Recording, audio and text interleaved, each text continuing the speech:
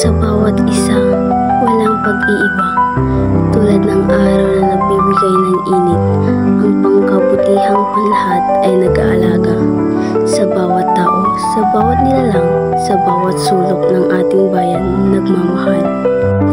Sa pagtutulungan, sa pagkakaisa, ang ating mga pangarap ay magkakatotoo. Ang kahirapan ay malalabanan, ang kapayapaan ay maghahari sa lahat. Ang pangkabutihang panlahat, isang banal na tungkulin upang ang bawat isa ay magkaroon ng katuparan sa edukasyon, kalusugan at kabuhayan. Ang ating bayan ay magiging tunay na malaya.